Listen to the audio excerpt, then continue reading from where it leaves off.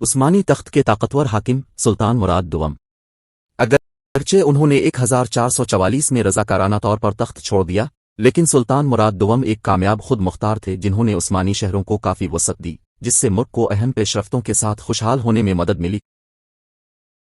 سلطان محمد اول، جسے محمد علیبی کے نام سے بھی جانا جاتا ہے، کے دور حکومت کے بعد سلطان مراد دوم عثمانی تخت پر بیٹھا۔ شہزادہ مراد دوم 1404 میں سلطان محمد اول اور ایمن ہنم کے بیٹے کے طور پر پیدا ہوئے، جو اناطولیہ بیلیک ریاست دولک دیر کی شہزادی تھی۔ ان کے والد نے ان کی تعلیم پر اتنا زور دیا کہ انہوں نے ایک اسکالر کی سطح پر کلاسیکی علوم کی تعلیم حاصل کی۔ جب وہ 12 سال کا تھا تو اسے رسم کے مطابق سنجک بے گورنر کے طور پر اماسیا بھیجا گیا تھا۔ یہاں اپنے وقت کے دوران شہزاد مراد نے سمسن کو جیوز سے لے لیا اور برکلس مصطفیٰ کی بغاوت کو کچل دیا، جس نے ایسے خیالات پیش کیے جنہیں کمیونزم کا بانی سمجھا جا سکتا ہے۔ جب وہ 1421 میں اپنے والد کی وفات کے بعد ایڈرن آئے اور 17 سال کی عمر میں تخت سنبھالا تو انہوں نے کچھ نامکمل سیاسی مسائل کو ان کا انتظار کرتے ہوئے پایا، نہ اپنے دادا کی طرح اور نہ ہی اپنے بیٹے کی طرح، یہ دعویٰ کرتے ہوئے کہ وہ سلطان بایزید اول کا بیٹا تھا، جسے بایزید تھنڈر بولٹ بھی کہا جاتا ہے، اور بازنطین سلطنت کی حمایت حاصل کرتے ہوئے زمس مصطفیٰ، جسے مصطفیٰ بھی کہا جاتا ہے، نے رومیلیا میں اپنی سلطنت کا اعلان کیا۔ اس منافق کو شکست دینے کے بعد سلطان مراد دوم نے رحم دلی سے رومیلین مکھیوں کو معاف کر دیا جو اس کے دھوکے میں تھے، لیکن اس نے بازنطین سلطنت کو معاف نہیں کیا، جس نے اس واقعے میں منافقانہ پالیسی اختیار کی، لہذا اس نے قسطنطنیہ کا محاصرہ کیا۔ عثمانیوں کے اب تک کے چھٹے اور سب سے شدید محاصرے سے خوفزدہ بازنطین سلطنت نے سلطان مراد دوم کے بھائی 12 سالہ شہزاد مصطفیٰ کو بغاوت کرنے کی ترغیب دی، جو صوبہ حامد موجودہ انطالیہ کے مطابق کا گورنر تھا۔ جب شہر گرنے والا تھا تو سلطان نے بازنطین سلطنت کے ٹیکس کی ادائیگی کے بدلے محاصرہ ختم کر دیا اور اپنے بھائی پر پیش قدمی کی۔ شہزاد مصطفیٰ، جس کے آدمی لڑکے کی دلکشی سے دھوکے میں تھے، پکڑے گئے اور پھانسی دے دی گئی، اور 1423 میں صورتحال سنگین ہونے سے پہلے ہی بغاوت کو کچل دیا گیا۔ اگلے دور میں بازنطین سلطنت کے لیے سلطان کی پالیسی دوستانہ اور نرم تھی، کیونکہ وہ سمجھتا تھا کہ یورپ، جس نے عثمانیوں کے خلاف سنجیدہ کارروائی سے گریز کیا تھا، بازنطین سلطنت کو دبانے کے بعد ان کے خلاف متحد ہو جائے گا۔ سلطان کے وزیر، جو اسی نقطہ نظر کے حامل تھے، بعد میں سلطان محمد دوم کے ساتھ تنازع میں آئے، جنہوں نے بلاخر اپنے والد سلطان مراد دوم کے دور حکومت کے بعد بازنطین سلطنت کو دبا دیا اور فتح کیا۔ سلطان مراد دوم کو اپنے والد کے کپڑے سے کاٹا گیا تھا، لیکن وہ اپنے دادا سلطان بایزید اول اور ان کے بیٹے محمد دوم سے مختلف تھے، جنہیں محمد فاتح بھی کہا جاتا تھا۔ دوستی کی پالیسی۔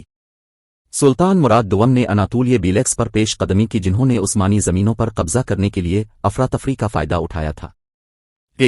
مینٹیسی، اسفندیار اور آئیڈن کے اناطولیہ بیلیک سلطنت عثمانیہ کے ساتھ ایولٹ صوبوں کے طور پر وابستہ تھے۔ جرمینیوں کے مکھی، جن کا کوئی بیٹا نہیں تھا، نے 1428 میں اپنی موت کے بعد اپنی زمینیں اپنے بھتیجے سلطان مراد دوم کو وصیت کیں۔ اناطولیہ میں امن حاصل کرنے کے بعد سلطان رومیلیا چلا گیا۔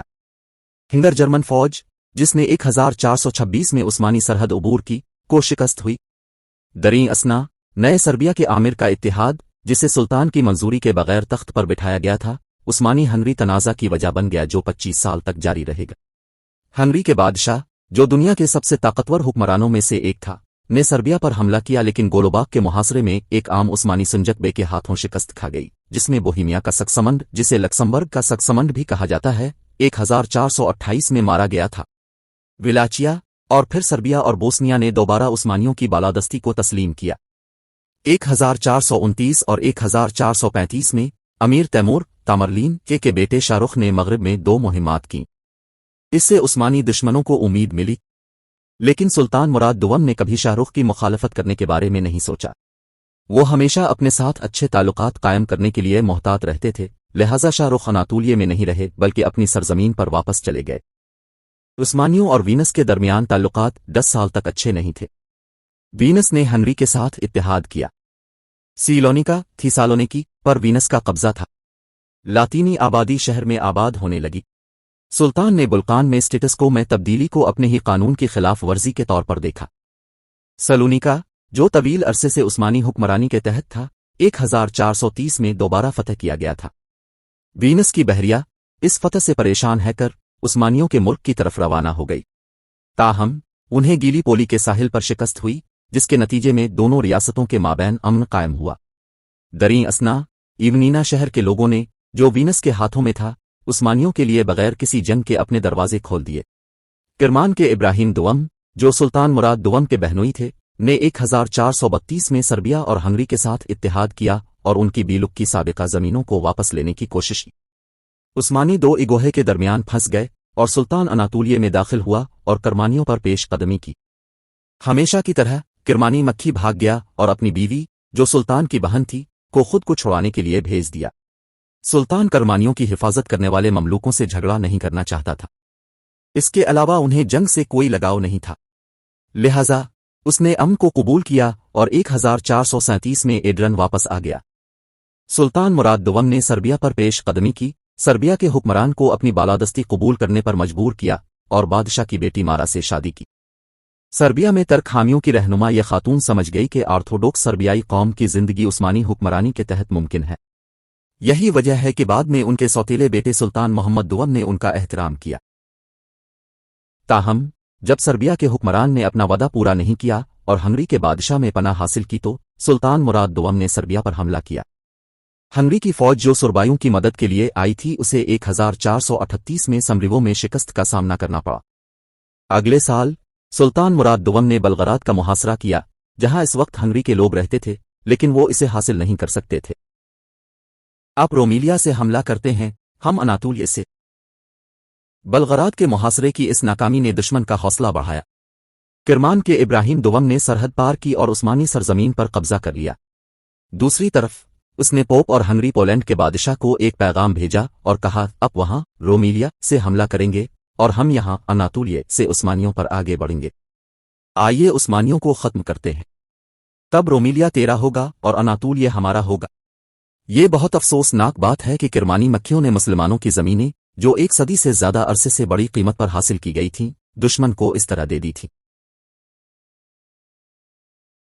सर्बिया के आमिर दोराद बरानकोविच ने हंगरी के बादशाह लाडसिलास अव्वल और विलाचिया विलद सिवुम के विवोडे, जिसे आमतौर पर विलद उम्पिल्लर आ विलद ड्रैकुला के नाम से जाना जाता है, के साथ मिलकर डीनोब उबूर किया और बल्गारिया पर हमला किया। दरीं असना अल्बानिया के साबिक शहजादे जेर्जेस किस्तरिवती सेकेंड्रुबियो के बेटे, जो स्किंडरबेग के नाम से जाना जाता है, जो पहले एक मुसलमान की हैसियत से उस्मानी खिदमत में दाखिल हुआ था, ने दोबारा ईसाइयत कबूल करके बगावत कर दी। तभी सुल्तान मुराद दुवम को दिल दहला देने वाली खबर मिली कि उनका बेटा शहजाद अल-दीन, जो आमिसिये का सुंजक मक्खी था, ताउन से मर गया है। उस्मानी फौज को 1443 में बुल्कान में सर्बिया के हंगरी के फौजियों के खिलाफ ज़लात्सा की लड़ाई में शिकस्त हुई थी और ज़ीगुट के मुआहिदे पर दस्तखत किए गए थे।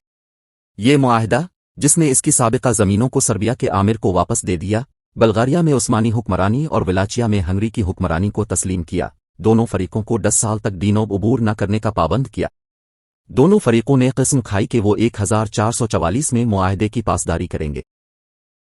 मुझे जिंदा रहते हुए अपने बेटे की हुक्मरानी देखने दो। रोमीलिया की हिफाजत को यकीनी बनाते हुए सुल्तान मुराद दुवम अनातोलिया गए और सुन्नी इस्लाम के चारों मकातिब फिक्र में से हर एक के उलमा को बुलाया। जब वो गैर मुस्लिम दुश्मन से लड़ रहा था तो वो मुस्लिम किरमानी बी से लड़ने के शरई कानून के बारे में जानना चाहता था, जिसने इसकी पीठ में छर्रा घोंपा था। इन तमाम उलमा ने फतवा दिया कि सुल्तान मुराद दुवम की इस हुक्मरान के खिलाफ जिदोजहद जायज़ होगी। सुल्तान की उन उलमा से मशावरत, जिनमें से 3 काहिरा में रहते थे, एक नाजुक सिफारतकारी का काम था। अगरचे ममलूकों ने करमानियों की हिमायत की, लेकिन उनकी बदसलूकी ने उन्हें तर्क इस्लामी दुनिया में वकार खो दिया और उस्मानियों के साथ मुसलसल जिदोजहद से वो कमज़ोर हो गए। इसके बाद किरमानी मक्खी घबराहट में थी और इस मुआहदे पर राजी हो गई। अमन पसंद सुल्तान अनातोलिया में लड़ना और खून बहाना नहीं चाहता था। उनके लिए इससे कोई फर्क नहीं पड़ता था कि ये ज़मीनें उस्मानियों के हाथों में हैं या करमानियों के। इसका ख्याल था कि जब रोमीलिया के मसाइल हल हो जाएंगे तो अनातोलिया पक्के हुए फल की तरह इसकी गोद में गिर जाएगा। रोमीलिया और अनातोलिया में अमन को यकीनी बनाने वाला सुल्तान अपने सबसे बड़े बेटे की मौत पर बहुत अफसुर्दा था और ज़लात्सा में अपनी शिकस्त के लिए मुजरिम महसूस कर रहा था। उन्होंने कहा कि वो ये देखना चाहते हैं कि जब वो जिंदा हैं तो उनका बेटा किस तरह हुक्मरानी करेगा, और तख्त अपने 12 साला बेटे शहजादी मोहम्मद पर छोड़ दिया। वो मनीसा में रिटायर हुए और खुद को इबादत में गर्क कर लिया। तख्त से दस्तबरदारी, जो तारीख में नायाब है, ने दुनिया को हैरान कर दिया। किरमानियत बेने हंगरी के बादशाह से कहा, उस्मानी सुल्तान ने अपना जहन खो दिया है और तख्त को एक बच्चे पर छोड़ दिया है। अब ये सल्तनत उस्मानिया को खत्म करने का मौका है। पोप और बाज़ंतैन शहंशाह की हौसला अफजाई के साथ हंगरी के बादशाह ने सुलासंग में अपना हल्फ तोड़ते हुए कहा, किसी काफिर से किया गया वादा पूरा करना जरूरी नहीं था। जान होनियदी की कमान में हंगरी, पोलिश, विलुच, इतालवी, चेक, लेवाना, क्रोशियाई, फ्रांसीसी और जर्मन फौजियों पर मुश्तमिल 100,000 की फौज ने डीनोब को उबूर किया। वीनस की बहरिया ने डार्डेनस की नाकाबंदी भी की। ताहम सलीबियों ने नक्कोपोलिस में की गई गलती को दोहराया। उन्होंने ऑर्थोडॉक्स पर जुल्म किया जहां से वो गुजरते थे और कलों के सामने बहुत देर तक ठहरे रहते थे। इससे उस्मानियों को मौका और वक्त मिला। उस्मानी जंग की अदालत ने फैसला किया कि साबिक सुल्तान को तख्त पर बुलाया जाए। नौजवान सुल्तान ने इस पेशकश को कबूल कर लिया। उसने अपने वालिद को एक खत भेजा, अगर आप सुल्तान हैं तो अपनी फौज की क़ियादत करे।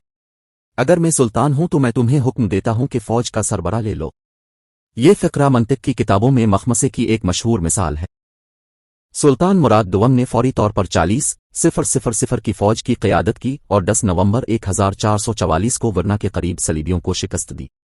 दिन भर जारी रहने वाली लड़ाई के दौरान दुश्मन ने 65,000 से ज्यादा फौजियों को खो दिया और जान हनियदी भाग गया। जब सुल्तान ने हंगरी के मरहूम बादशाह लाडसिलास और कार्डिनल जूलियन सिसारियनी दी एल्डर के कटे हुए सर को बेनकाब किया, जिसने हंगरी के बादशाह को जंग पर उकसाया था, उनके बगल में मुआहिदा ज़ीगुट की एक कापी के साथ एक नेज़े पर दुश्मन के हौसले पस्त हो गए। वरना की जंग ने ज़लात्सा की शिकस्त के निशानात को मिटा दिया। हंगरी और पोलैंड मजबूती से एक दूसरे से जुदा हो गए थे। इस फतह का जश्न पूरी इस्लामी दुनिया में जोश और खरूश से मनाया गया। काहिरा में जुमा के खुतबे में भी सुल्तान मुराद दुवम का नाम लिया गया था। उन्हें मेरी वजह से तकलीफ न होने दे। फतह के बाद सुल्तान मुराद दुवम दोबारा मनीसा वापस आ गए। ताहम बजट खसारे को पूरा करने के लिए रकम में चांदी की मिकदार में कमी की वजह से जिनिसरियों ने बगावत कर दी। इस पहली बगावत पर ग्रैंड वजीर चंद्रुली हलील पाशा ने मुतालबा किया कि तजर्बाकार साबिक सुल्तान को तख्त पर मदऊ किया जाए। सुल्तान मोहम्मद दुवम ने हिचकिचाहट के साथ अपने वालिद को तख्त पर मदऊ किया। इस तरह सुल्तान मुराद दुवम 1446 में दूसरी बार तख्त नशीन हुआ। कुछ उस्मानी मौरखीन का कहना है कि मुराद दुवम ने जंग वरना में बतौर कमांडर हिस्सा लिया था, जबकि दूसरों ने सुल्तान की हैसियत से अपने लक़ब पर जोर दिया था। इस दूसरे दावे के मुताबिक सुल्तान मुराद दुवम 3 मरतबा तख्त नशीन हुए। सुल्तान मुराद दुवम ने रोमिलिया में फतह के सम्राट हासिल करना शुरू किए। दूसरी सलीबी फौज, जिसमें 90,000 हंगरी, सर्बिया, चेक और जर्मन फौजी शामिल थे, जो वरना का बदला लेना चाहते थे, 1448 में कोसोवो के मैदान में शिकस्त खा गए। जंग से पहले कहा जाता है कि सुल्तान ने दुआ की कि ये रब मेरे गुनाहों की वजह से मुसलमानों को बर्बाद न कर। 3 रोज तक जारी रहने वाली इस जंग में उमरा समेत 17,000 हंगरी के बाशिंदे मारे गए। बदनाम जमाना बुज़दिल जान होनियदी दोबारा भाग गए। ये आखिरी जंग थी जिसने यूरोप में उस्मानियों की मौजूदगी को मुस्तहकम किया। ये दरवेश जैसा हाकिम, जिसने अपनी आराम की तलाश के बगैर जिंदगी बिसर की थी और अपनी जिंदगी मैदान जंग और रियासती मसाइल के लिए वक्फ कर दी थी, 1451 में 47 साल की उम्र में अलिफादरन में सर्दी दिल का दौरा पड़ने से फौत हो गया। इसकी मौत को 13 दिन तक खुफिया रखा गया, यहां तक कि शहजादे मोहम्मद मनीसा से एड्रीन पहुंच गया और तख्त पर चढ़ गया। मरहूम सुल्तान को इसकी वसीयत के मुताबिक बरसा में उसके बेटे अलाउद्दीन के बगल में सुपुर्द खाक किया गया। उनके मकबरे की छत को खुला छोड़ दिया गया था ताकि बारिश का पानी उनकी कब्र तक पहुंच सके। सुल्तान मुराद को एक साफ सुथरी और हसास रूह के तौर पर पेश किया गया है। वो अपने मिजाज में इंसाफ पसंद और मेहरबान, फतह और शिकस्त दोनों में ईमानदार और बहादुर है, लेकिन सबसे बढ़कर एक हुक्मरान की हैसियत से बहादुर और परहेजगार है। इसकी सल्तनत पर इतना ही हुक्मरानी उसके नर्म दिल से थी जितनी इसका हिसाब किताब करने वाला ज़हन था। जब उनसे एक अमीर शहर पर टैक्स लगाने के लिए कहा गया तो सुल्तान ने जवाब दिया, रियासत के पास आमदनी के 3 हलाल ज़राए हैं, बारूदी सुरंगें, लूट मार और खराज तहसीन। मैं अपने सिपाहियों को हराम नहीं खुला सकता वरना वो डाकू बन जाते हैं। सुल्तान अमन पसंद के तौर पर जाना जाता था और फौरी तौर पर अमन के मुतालिबात को कबूल करता था। वो जंग में फतह के बाद दुश्मन का ताक़ुब नहीं करेगा और किसी कौम को तबाह नहीं करेगा। रियासत इसकी अजीम फतूहात की वजह से जिंदा रहने में कामयाब रही, जो मुल्क के दिफा के जरिए आई थी। इस तरह बाद के जंगी जुनून में मुब्तला सुल्तानों को आलमी सल्तनत कायम करने की इजाज़त मिल गई। नौजवान और ज़हीन सुल्तान मुराद एक आलम, शायर और मौसीकी के शौकीन के तौर पर जाने जाते थे। उन्होंने अरबी और फारसी में अदबी तख्लीकात को आसानी से काबिल फहम तर्क ज़बान में तर्जमा करने की कोशिशों में इजाफा किया। इस तरह मुस्तशरिकीन की तरफ से तर्क रुमानियत के नाम से एक अदबी तहरीक का आगाज़ हुआ। برسا اور ایڈرن اس کے دور حکومت میں سائنس اور ثقافت کے عالمی چراغ بن گئے۔ سلطان کو قدیم ترک ثقافت میں بھی دلچسپی تھی اور اس نے اوغوز کے کائی قبیلے کے تمگا مہر کو لکھنے کا حکم دیا، جس سے عثمانی خاندان اترا تھا، صرف اناطولیہ کے بیلیگ کے باوجود جو اسے حقیر سمجھتے تھے۔ سلطان مراد علوم و فنون کے سرپرست کے طور پر جانے جاتے تھے۔ وہ مختلف قسم کے دانشورانہ امور پر سائنسدانوں کے ساتھ بات چیت کر کے محظوظ ہوئے۔ سلطان نے ایڈرن میں 2 مساجد، 3 مدرسے، ایک امرت سوپ باورچی خانہ اور ایک قافلہ سرائے تعمیر کیا۔ اس نے نام نہاد جنگل میں ارجن نامی ایک قصبہ قائم کرنے کا حکم دیا جو ڈاکوؤں کے گڑھ کے طور پر کام کرتا تھا۔ اس قصبے میں ایک 392 میٹر لمبا، 1.286 فٹ لمبا پتھر کا پل تعمیر کیا گیا تھا، جس نے اپنا نام جدید دور کے شہر ایوزنکو پیرو، جس کا ترجمہ لمبا پل کہا جاتا ہے، کو دیا ہے اور اب بھی دریائے ارگن پر کھڑا ہے۔ سلطان نے لوگوں کو پلوں کے بغیر جگہوں پر گزرنے کے لیے کشتیاں فراہم کیں۔ ان کے بیٹے کو ایک خوشحال ملک وراثت میں ملا۔ الفارجن پل کے افتتاح کے دوران سلطان نے ایک دعوت کا اہتمام کیا اور یہاں تک کہ کھانا خود تقسیم کیا، جس سے ظاہر ہوتا ہے کہ وہ لوگوں کا آدمی تھا۔ وہ مکہ، مدینہ اور یروشلم میں غریبوں میں خیرات تقسیم کرتے تھے اور غریبوں کو تحائف بھیجتے تھے۔ انہوں نے انقرہ کے ایک گاؤں کی آمدنی مکہ کے غریبوں کو دی۔ مراد کو اوسط قد کا ایک بہادر آدمی قرار دیا گیا تھا۔